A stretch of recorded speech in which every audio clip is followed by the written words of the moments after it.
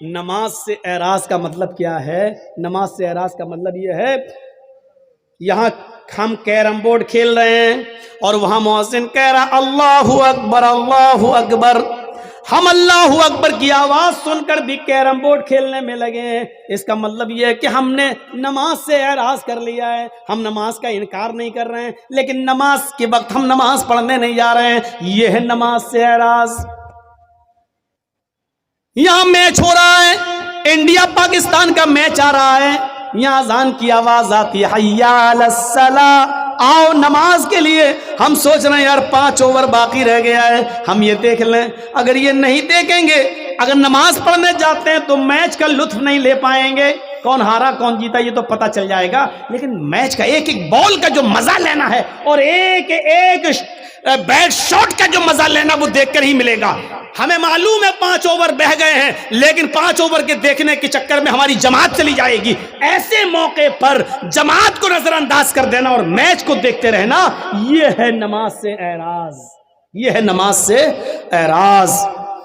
جو نماز سے اعراض کرے گا ہم اس کی روزی کو تنگ کر دیں گے۔ جن لوگوں کی روزی تنگ ہے، یعنی پیسہ تو بہت آتا ہے لیکن رکتا نہیں ہے، دنیا کا کوئی بھی ملا اور کٹھ ملا تمہیں کوئی تعویذ نہیں دے سکتا ہے۔ اگر تمہیں اپنا علاج کرنا ہے تو نماز سے اعراض بند کرو، اذان کی آواز سنتے ہی فوراً مسجد کی طرف جاؤ اور نماز کی ادائیگی کرو۔ اللہ سے کے ذکر سے اعراض کا بھیانک انجام کیا ہوتا ہے، اس انجام کی طرف میں تمہیں لانا چاہتا ہوں۔ آپ نے نام سنا ہوگا، اتر پردیش میں ایک ضلع ہے جس کا نام ہے غازی آباد۔ بائی روڈ جب آپ غازی آباد سے دلی جائیں گے، بائی ٹرین کی بات نہیں کر رہا ہوں میں، بائی روڈ جب آپ غازی آباد سے دلی جائیں گے تو غازی آباد اور دلی کے بیچ میں ایک قصبہ پڑتا ہے جس کا نام ہے لونی، جس کا نام ہے لونی۔ مسلمانوں کی اکثریت یہاں رہتی ہے، مسلمان زیادہ اس بستی میں رہتے ہیں اور سب اللہ کا شکر ہے زیادہ تر دولت مند، پیسے والے اور بڑی بڑی کوٹھیوں کے مالک۔ سن 1995 کی بات میں بتا رہا ہوں، 1995 کی۔ سنیے اللہ کے ذکر سے اعراض کا نتیجہ کیا ہوتا ہے۔ اللہ کا ذکر سے، نماز سے کے وقت جو نماز نہیں پڑھتا ہے تو اس سے منہ موڑنے کا نتیجہ کیا ہوتا ہے، ذرا سنیے گا آپ۔ سن 1995 کے اندر، 1995 کے اندر اس گاؤں کے اندر 2 سگے بھائیوں کی شادی ہونے والی تھی۔ 2 سگے بھائیوں کی بارات لونی سے ہٹ کر ایک دوسرے گاؤں میں جانا تھی اور لڑکیاں دونوں اسی گاؤں کی تھی، ایک ساتھ بارات جانا تھی۔ ایک لڑکے کی بارات اس لڑکی کی یہاں، دوسرے لڑکے کی بارات دوسری لڑکی کی یہاں جانا تھی۔ گاؤں ایک ہی تھا اور بارات دونوں کی ایک ساتھ جانا تھی۔ صرف نکاح سے 1 دن پہلے ان 2 امیر باپ کے بیٹوں نے، ان دونوں بیٹوں نے سوچا کیوں نہ ہم اپنے یار اور دوستوں کو بلا کر آج کی رات کو رنگین کر لیں اور ڈانس کروا لیں، ناچ کروائیں، گانے سے ہم اپنی محفل کو سجائیں۔ تو ان لوگوں نے دلی جا کر، دونوں بھائیوں نے دلی جا کر دلی سے کچھ طوائفوں کو پیسہ دیا اور پیسہ دے کر ان کو رات بھر گانے کے لیے اور ناچنے کے لیے وہاں سے بک کر لیا اور ان کو لے آئے۔ ان دونوں بھائیوں کی گاڑی آگے آگے چل رہی ہے اور طوائفوں کی گاڑی پیچھے پیچھے چل رہی ہے۔ لونی آ جاتی ہے، عشاء کی نماز ہو چکی ہے، محفل سج گئی ہے، یار دوست بھی آ گئے ہیں، پورے گھر کے اندر دوست بھرے پڑے ہیں۔ دلی سے جو طوائفیں آئی تھی انہوں نے اپنا کارکرم شروع کر دیا، کارکرم شروع ہو گیا، ناچ شروع ہو گیا، گانا شروع ہو گیا۔ طوائفوں نے اپنے ٹھمکے دکھانا شروع کر دیا، اپنی کمر مٹکانا شروع کر دی۔ گانے میں ایک سے ایک بے شرم و بے حیا گانے گانے لگے۔ یہ دونوں بھائی اور ان کے یار دوست مزے لے لے کر اس رات کا مزہ لے رہے ہیں، ان طوائفوں کے چھلکتے ہوئے جسم اور ان کی کمر کے مٹکنے کا اور ٹھمکوں کا آنند لے رہے ہیں۔ رات کب گزر گئی پتہ نہیں چلا، رات کب گزر گئی پتہ نہیں چلا۔ صبح فجر کی اذان کی آواز آنے لگتی ہے، اللہ اکبر اللہ اکبر۔ اللہ اکبر اللہ اکبر. ان دونوں بھائیوں کے مکان سے کوئی 200-300 میٹر کی دوری پر مسجد ہے اور اس مسجد سے ایک مؤذن اذان دے رہا ہے. اس کی اذان کی آواز اس گھر میں بھی آ رہی ہے جہاں ناچ و گانا ہو رہا ہے. ان طوائفوں نے جب اذان کی آواز سنی تو اپنے پائلوں کی چھنکار روک دی, اپنے کمر کا ٹھمکا چھوڑ دیا. وہ تھوڑی دیر کے لیے اذان کو سنتی ہیں اور خاموش ہو جاتی ہیں. ان دونوں بھائیوں نے دیکھا کہ ان طوائفوں نے ناچنا چھوڑ دیا, انہوں نے گانا چھوڑ دیا, یہ سیدھی کھڑی ہو گئی ہیں. ان طوائفوں کے کھڑے ہو جانے سے اور خاموش ہو جانے سے ان دونوں بھائیوں کو بہت غصہ آیا. دونوں بھائیوں نے ان طوائفوں سے کہا, کیا ہوا, رک کیسے گئی ہو, یہ ٹھمکے دکھانا, ناچنا اور گانا تم نے بند کیسے کر دیا؟ ان طوائفوں نے کہا, صاحب یہ اذان کی آواز آ رہی ہے, اذان کی آواز آ رہی ہے, اذان کے احترام کی وجہ سے میں رک گئی ہوں. ان بھائیوں نے کہا, کیوں رکی ہو, نہیں ناچ گانا شروع کرو. ان طوائفوں نے کہا, دیکھیے صاحب, ہم بھلے ہی گناہگار ہیں, ہم بھلے ہی مجبوری میں اپنے جسم کی نمائش کرتے ہیں اور ناچتے ہیں اور گاتے ہیں, لیکن اس کا یہ مطلب نہیں ہے کہ اذان کی آواز کا بھی ہم احترام نہ کریں. اتنا تو ہم مانتے ہیں, اتنا تو ڈر ہمیں بھی ہے. صاحب تھوڑی دیر کی تو بات ہے, اذان ہو جانے دیجئے, اس کے بعد ہم ناچنا اور گانا شروع کر دیں گے. ان دونوں بھائیوں نے جو جواب دیا وہ سنیے. ان دونوں بھائیوں نے جو جواب دیا وہ جواب یہ تھا, اذان تو دن بھر میں 5 مرتبہ ہوتی ہے, وہ تو ہوتی ہے, وہ تو پھر ہو جائے گی, لیکن تم تو بار بار نہیں آتی ہو, تم تو آج آئی ہو کل تھوڑی آؤ گی. مؤذن اپنا کام کر رہا, اس کو کرنے دو, تم اپنا کام شروع کرو, چلو ناچو. اور ان طوائفوں نے یہ سوچ کر کہ میرے پوری رات کی مزدوری کہیں یہ نہ مار لے, پیسہ نہ دے, اس لیے انہوں نے اپنے کمر کو پھر مٹکانا شروع کر دیا, پھر ٹھمکے لگانا شروع کر دیا اور ناچنا پھر شروع کر دیا. اور یہ ناچ گانا صبح 7 بجے تک چلا. دن میں 2 بجے بارات جانا تھی, شام کو 7 بجے نکاح ہونا تھا, 9 بجے وہاں سے ان دونوں عورتوں کی, دونوں بیویوں کی رخصتی ہو کر ان دونوں بھائیوں کے گھر آنا تھی. کارڈ سب کو بڑھ چکے تھے, صبح 7 بج چکے ہیں. ان طوائفوں نے کہا, دیکھو میں اکیلے نہیں جاؤں گی, تم لوگ مجھے لے کر آئے ہو, مجھے دلی پہنچاؤ بھی, کیونکہ راستے میں ہم طوائفوں کو لوٹنے والے لوگ بہت ملتے ہیں, ہمارے جسموں کے ساتھ غلط سلوک کرتے ہیں, اس لیے تم لوگ ہمیں چھوڑ کے بھی آؤ. ان دونوں بھائیوں نے کہا, چلو ہم لے کر آئے تھے تو چھوڑنے جانے میں کیا عرض ہے. ان دونوں بھائیوں نے اپنی گاڑی اٹھائی, طوائفوں کی گاڑی بھی چلنے لگی. اب طوائفوں کی گاڑی آگے آگے چل رہی ہے اور ان دونوں بھائیوں کی گاڑی پیچھے پیچھے چل رہی ہے, تاکہ ان طوائفوں کو آگے سے اگر پیچھے کر دیں تو ہم تو آگے نکل جائیں اور پیچھے سے ان کا پھڑ ہو جائے. نہیں, تو ان طوائفوں سے کہا تم آگے آگے چلو. طوائفوں کی گاڑی آگے آگے چل رہی ہے اور ان دونوں بھائیوں کی گاڑی پیچھے پیچھے چل رہی ہے. سردیوں کے دن ہیں, کوہرا بہت پڑ رہا ہے, سامنے سے ٹرک آ رہا ہے. سامنے سے ٹرک آنے کی وجہ سے طوائفوں کے ڈرائیور نے تھوڑا سا کراس کیا اور گاڑی کو نکال لیا, لیکن ان دونوں بھائیوں کے ڈرائیور نے شراب پی رکھی تھی. رات بھر شراب کا جام پیتا رہا اور ناچ و گانا دیکھتا رہا, یہ صحیح سے کراس نہیں کر پایا اور آنے والے ٹرک نے اتنی زور سے دھکا مارا ان دونوں بھائیوں کی گاڑی میں کہ گاڑی جمپنگ کرتے ہوئے 25-30 فٹ دور جا کے گرتی ہے اور بالکل دھوست ہو جاتی ہے, بالکل ختم ہو جاتی ہے. جب ان دونوں بھائیوں کی لاشوں کو نکالا گیا تو اللہ کی قسم پہچان میں نہیں آ رہا تھا کہ بڑے بھائی کی لاش کون سی ہے اور چھوٹے بھائی کی لاش کون سی ہے. ڈرائیور بھی مرا اور ان دونوں بھائیوں کی لاشیں وہیں پر بکھر گئیں. کپڑوں سے کچھ اعضاء کی پہچان ہوتی ہے, पोस्टमार्टम के बाद इनकी लाश घर आती है। बाप के ऊपर जवान बच्चों की मौत कितना बड़ा हादसा होती है, ये तो वही जानते हैं कि जिनके जवान बच्चे जिनसे छीन लिए जाएं। हम और आप उसका अंदाजा नहीं कर सकते हैं। मेरे भाइयों, अब लाश कहीं बदबू न देने लगे, इसलिए हुक्म होता है कि इशा की नमाज के बाद इनको दफनाया जाएगा, इनकी मिट्टी होगी, लाश कहीं बदबू न देने लगे।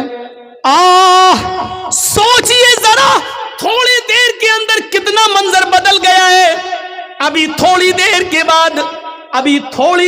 बाद आज ही के दिन इनको नहला धुलाकर नए कपड़े पहनाकर, मेरे भाइयों, इनको बारात लेकर लड़कियों के गांव में जाना था, लेकिन अब थोड़ी देर के बाद नहला धुला कर इनको लड़कियों के गांव में नहीं बल्कि कब्रिस्तान ले जाया जाएगा।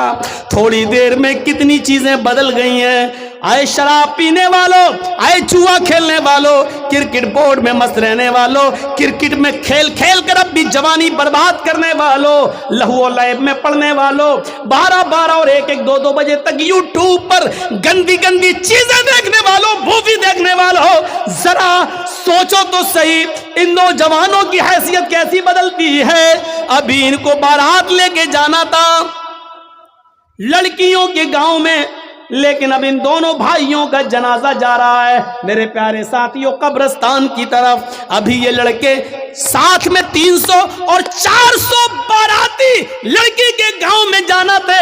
300 और 400 लोगों के साथ इन दोनों नौजवानों को लड़की के गांव में जाना था, लेकिन अब ये 300 और 400 लोग लड़की के गांव में के बजाय अब जनाजे में जा रहे हैं। हैसियत देखो। अभी इन दोनों लड़कों को ससुराल से आए हुए कपड़े पहनना थे, नए कपड़े पहनकर बारात में जाना था, लेकिन अब इन दोनों लड़कों के जिस्मों पर ससुराल से कपड़े नहीं बल्कि सफेद रंग का कफन पहनाकर इनको कब्रिस्तान की तरफ ले जाया जा रहा है। मेरे भाइयों, हैसियत बदल गई। ये नमाज के वक्त इन लोगों ने तवाइफों के नाच को मुंह चला के कहा नाचो नाचो। मुअज्जिन तो 5 टाइम अजान देता है, तुम तो रोज रोज थोड़ी आती हो। अब सुनो, अजान के टाइम पर क्रिकेट खेलने वालों, तुम भी अपने अमल से ये जाहिर कर रहे हो, अजान तो 5 बार होती है, क्रिकेट रोज रोज थोड़ी होता है। आए कैरम बोर्ड खेलने वालों और मैच देखने वालों, तुम भी अपने अमल से ये साबित कर रहे हो कि अजान तो 5 बार होती है, मैच बार बार थोड़ी होता, आज देख लेता हूं फिर थोड़ी मिलेगा। तुम भी अपने अमल से यही साबित कर रहे हो। याद रखना, जो इन नौजवानों का हाल हुआ है, कल वो हमारे साथ भी हादसा हो सकता है, हादसा किसी के साथ भी हो सकता है। वमन अरज़ान ज़िक्री फ़इन्न लहू मईशतन ज़न्का, जो मेरे जिक्र से एराज़ करेगा हम उसकी रोजी को तंग कर देंगे। हम उससे रोजी को तंग, ये नहीं कहा बंद कर देंगे, हम उसकी रोजी को तंग कर देंगे। ये हमारे पास जो आज रोजी तंग हो चुकी है मेरे प्यारे साथियों, उसकी वजह यह है कि आज हम नमाज से दूर हो चुके हैं। ये इस्लाम की बुनियाद है, इसको पकड़े रहो। फिर सुनो, या अय्युहल्लज़ीना आमनू उदखुलू फिस्सिल्मि काफ़ा, ईमान वालों तुम इस्लाम के अंदर पूरे के पूरे दाखिल हो जाओ। हमें इस्लाम के अंदर पूरा का पूरा दाखिल होना है, आधा अधूरा नहीं, पूरा का पूरा दाखिल होने का मतलब समझते हैं? मैंने कहीं मिसाल दी थी, आपको भी दे दूं। पूरा का पूरा इस्लाम, ये एक खंबा है, ये जो लगा है जिस पर लाइट लगी है, ये खंबा है। मान लो ये बिजली का पोल है, बिजली का पोल है, और इसके बगल में आम का एक दरख्त है, आम का दरख्त। आप क्या कहेंगे? ये आम का दरख्त है, ये बिजली का खंबा है, बिजली का पोल है। आंधी आई या तेज हवा चली, जैसे अभी थोड़ी सी बारिश हो गई, तेज हवा चली और आम के पेड़ से चंद पत्ते, 10, 15, 20 पत्ते टूटकर बिजली के पोल पे चिपक गए। तो इन 10, 15 पत्ते जो चिपक गए, तो इन पत्तों को देखकर क्या कोई इस बिजली के पोल को आम का पेड़ कहेगा? हमसे कोई पूछे साहब ये क्या है, मैं आम का पेड़ है, तो क्या कहेगा आदमी? मौलाना जर्जीस पागल हो गए, उनको पागल खाने में भर्ती करो। अरे ये आम का पेड़ नहीं है, ये बिजली का पोल है। नहीं साहब, इस पे तो आम के पत्ते लगे हुए हैं। अरे 10-15 पत्ते वो वहां से गिरे, इस पे चिपक गए, तो 10-15-20 पत्तों के चिपकने की वजह से एक बिजली का पोल आम का दरख्त नहीं हो सकता है। सही बात है ना? تو 2-4 نمازیں پڑھ لینے سے اور 2-4 روزہ رکھ لینے سے ہم اور آپ مسلمان کیسے ہو سکتے ہیں؟ یہ صحیح نہیں ہے مولانا صاحب. کیوں؟ مثال تو آپ ہی کی ہے, آپ ہی نے کہا صحیح ہے. یہ بجلی کا پول آم کا پیڑ کیوں نہیں ہے؟ اس کا جواب یہ ہے, اس لیے نہیں ہے کہ آم کا پیڑ اس وقت کہلائے گا جب وہ اس کی جڑ بھی آم کی ہو, اس کا تنا بھی آم کا ہو, اس میں شاخیں بھی آم کی ہوں, اس میں پتے بھی آم کے ہوں, اور اس میں پھل بھی آم کا لگتا ہو, تب اس کو کہا جاتا ہے آم کا پیڑ. تو سن لو مسلمان, آپ کو تب کہا جائے گا جب آپ کی جڑ اسلامی ہو. آپ کا اٹھنا, آپ کا بیٹھنا, آپ کا لیٹنا, آپ کا سونا, آپ کا جاگنا, آپ کا کھانا, آپ کا پینا, آپ کی عبادت, آپ کی نماز, آپ کے روزے, آپ کے حج, آپ کی زکاتیں, یہ سب جب تک اپنے جڑ سے اسلامی نہیں ہوں گی تب تک ہمیں اور آپ کو بھی مسلمان نہیں کھا جائے گا. جس طرح چند پتوں کے چپک جانے کی وجہ سے بجلی کا پول آم کا پیڑ نہیں ہو سکتا, اسی طریقے سے چند عبادتیں کر لینے کی وجہ سے ہم اور آپ پکے مسلمان نہیں. قرآن نے کیا کہا؟ مسلمان مت بنو, یا ایھا الذین آمنوا ادخلوا فی السلم کافہ, پورے کے پورے اسلام کے اندر داخل ہو جاؤ. کیسے؟ ایک گلاس اٹھائیے, مثال دیتا ہوں. یہ گلاس ہے, اس میں ہم ایک پتھر ہے ڈال دیتے ہیں, یہ لیجئے. اب آئے نہیں رہا, موبائل ہی چھوٹا بڑا. چلیے مان لیجئے ہم نے ایک پتھر اٹھایا, اس پہ پانی بھرا ہوا ہے, اور ایک پتھر ہم نے اس کے اندر ڈال دیا. دکھ رہا ہے گلاس کے اندر پتھر پڑا ہے. 2 دن کے بعد آئے, دیکھ رہے ہیں پر بھی پتھر پڑا ہوا ہے. 2 دن کے بعد ہم نے نکالا اور پھینک دیا. ہمارا اسلام سے ایسا تعلق نہیں ہونا چاہیے کہ جب چاہیں ہم اسلام کے اندر داخل ہو جائیں اور جب چاہیں ہم کو اسلام سے نکال دیا جائے. ایسا نہیں ہونا چاہیے. یہ پانی کا ایک گلاس ہے. جلیبی تو کھاتے ہی ہوں گے. جلیبی میں رنگ پڑتا ہے نا, کلر, گلاب جامن وغیرہ میں, بوندی وغیرہ میں. آپ جو کھانے والا رنگ ہے 2 روپے کا رنگ لے آئیے اور اس پانی میں ڈال دیجیے اور پانی رکھ دیجیے. اگر لال رنگ ڈالا ہے تو پانی کیسا ہو جائے گا؟ لال. گرین کلر ڈالا ہے تو پانی کیسا ہو جائے گا؟ گرین. یلو کلر ڈالا ہے تو پانی کیسا ہو جائے گا؟ یلو, پیلا. اب آپ کے باپ بھی رنگ کو پانی سے الگ نہیں کر پائیں گے. کر کے دکھاؤ. کیوں؟ پانی میں جب رنگ پڑ گیا تو پانی نے فوراً رنگ کو اپنے اندر جذب کر لیا, اور رنگ نے بھی پانی کو اپنے رنگ میں ڈھال لیا. دونوں طرف سے بات ہوئی نا. پانی میں رنگ ڈالا گیا, پانی نے فوراً رنگ کو اپنے اندر جذب کر لیا, لیکن رنگ نے بھی پانی کو اپنے رنگ میں ڈھال لیا. اب آپ رنگ کو الگ کرنا چاہو پانی سے تو رنگ پانی سے الگ نہیں ہو سکتا, اور پانی کو الگ کرنا چاہو رنگ سے تو پانی بھی الگ نہیں ہو سکتا. پھینک دو گے, بیکار ہو سکتا ہے لیکن الگ نہیں ہو سکتا ہے. یہ تعلق ہونا چاہیے ہمارا اسلام کے ساتھ. یعنی اسلام ہمارے اندر ایسا گھسا ہوا ہو, ایسا جذب ہو جائے کہ اسلام ہمارے اندر ایسا جذب ہو کہ ہم اسلام کے مزاج میں ڈھل جائیں اور اسلام ہمیں اپنے اندر جذب کر لے. پھر ہم سے اسلام کو نکالا جائے تو نہ نکلے, اور اسلام کو ہم سے دور کیا جائے تو نہ ہو. جیسے سمیہ سے اسلام دور کروایا جا رہا ہے, لیکن جان دے دی, لیکن سمیہ سے اسلام نہیں چھڑا. حضرت بلال سے اسلام چھڑایا جا رہا ہے, لیکن بلال نے کہا جان دے دیں گے لیکن اسلام نہیں چھوڑیں گے. میرے پیارے ساتھیوں, اسلام کے ساتھ ہمارا تعلق رنگ اور پانی کی طرح ہونا چاہیے کہ ہم سے اسلام دور کیا جائے تو نہ ہو, اور اسلام سے ہم کو دور کیا جائے تو ہم کو دور نہ کیا جا سکے. یہ تعلق ہونا چاہیے ہمارا اسلام کے ساتھ. میرے پیارے بھائیوں, یہ اسلام کے تعلق سے میں نے چند باتیں آپ کے سامنے رکھی ہیں. اسلام یہ مذہب ہے, اس مذہب کو پہچانو.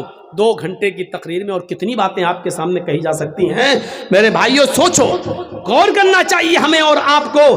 پھر پھر کبھی آپ بلائیں گے تو پھر دوسرے ٹاپک پہ اچھالیں گے. آج ہم نے صرف اس لیے اسلام کے تعلق سے باتیں بتائی ہیں کہ اسلام ہمارا مذہب ہے, اس لیے ہمیں اس سے جڑنا چاہیے اور اسلام اپنے اندر ایسا جذب کر لینا چاہیے کہ اسلام ہم میں گھل جائے, ہمارا اٹھنا, ہمارا بیٹھنا. ایک بات اور سن لیجئے, اب اسلام لانے کے بعد, اسلام لانے سے پہلے جو غلطی کیے تھے آپ وہ قابل معاف ہیں, وہ قابل عفو درگزر ہیں, لیکن اسلام لانے کے بعد اب آپ سوچ و سمجھ کر قدم کیجئے, قدم اٹھائیے, کیونکہ اسلام لانے کے سے پہلے جتنے گناہ ہوتے اسلام لانے کے بعد معاف ہو جاتے ہیں, لیکن اسلام لانے کے بعد سوچ سمجھ کے قدم اٹھایا جاتا ہے.